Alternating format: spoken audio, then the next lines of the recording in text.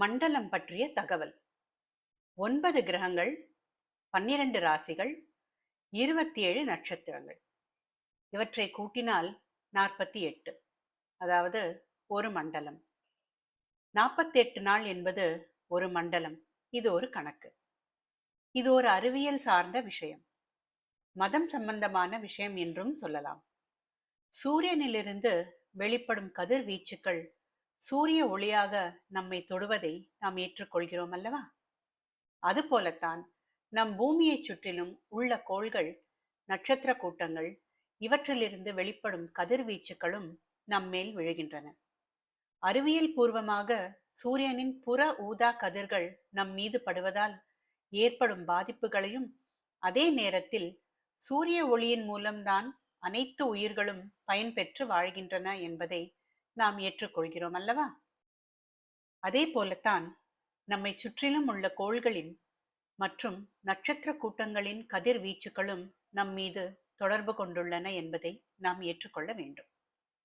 என்ன, அவை இருக்கும் தூரத்தின் காரணமாகவும் அவற்றின் உருவ வேறுபாடு காரணமாகவும் அவை வெளியிடும் கதிர்வீச்சுகளின் ஒளி சூரியனின் ஒளியைப் போல நம் கண்களுக்கு தெரிவதில்லை. இப்படி நம்மை வந்தடையும் கதிர்வீச்சு ஒளிகளுக்கு சொந்தமான நட்சத்திர கூட்டங்களையும் மற்றும் கோள்களையும் 12 ராசி நட்சத்திர கூட்டங்களாகவும், 27 நட்சத்திர கூட்டங்களாகவும் மற்றும் 9 கோள்களாகவும் நம் முன்னோர்கள் கண்டுபிடித்து அதை வகைப்படுத்தி வைத்துள்ளனர். நாம் அன்றாடம் பயன்படுத்தும் தினசரி கேலண்டரில் அந்த நாள் ஒரு குறிப்பிட்ட நட்சத்திரத்துக்கு மட்டும், ஒரு குறிப்பிட்ட ராசிக்கு உரியது என்று கொடுக்கப்பட்டிருப்பதை நாம் பார்க்கிறோம் அல்லவா? அதுபோல வார நாட்களிலும் ஒவ்வொரு நாளும் ஒவ்வொரு கிரகத்திற்கு உரியது என்பதை அதன் பெயர்களை கொண்டே நாம் அறியலாம்.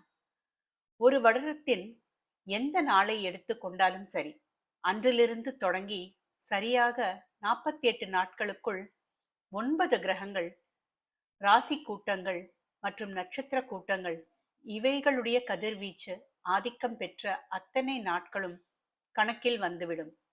கவனிப்போம். கிரகங்கள் 9, ராசி கூட்டங்கள் 12, நட்சத்திர கூட்டங்கள் 27. இந்த மூன்றையும் கூட்டி பாருங்கள், மொத்தம் 48.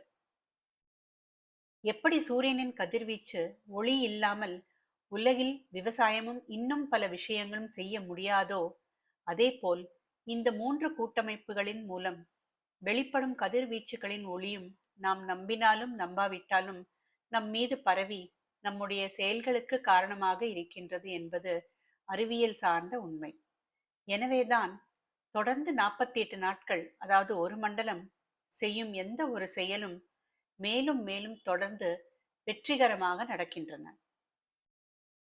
இதனால்தான் சித்த மருத்துவத்தில் கூட எந்த ஒரு இயற்கை மருந்தையும் ஒரு மண்டலம் சாப்பிடச் சொல்லுவார்கள். அப்படி செய்தால் அந்த நோய் நிரந்தரமாக குணமாகும். அதேபோல் எந்த மதத்தினை சேர்ந்தவராய் இருந்தாலும் தொடர்ந்து 48 நாட்கள் செய்யும் வேண்டுதல்களும் கைகூடுகின்றன. நம்முடைய முன்னோர்களான சித்தர்களும் முனிவர்களும் வெற்றுச்சாமியார்கள் அல்ல. அவர்கள் மிகச்சிறந்த அறிவியலாளர்கள். ஏதாவது ஒரு செயலோ அல்லது வேண்டுதலோ 48 நாட்கள் நம்பிக்கையோடு ஒரு முறை செய்துதான் பாருங்களேன், அறிவியல் உண்மை விளங்கும்.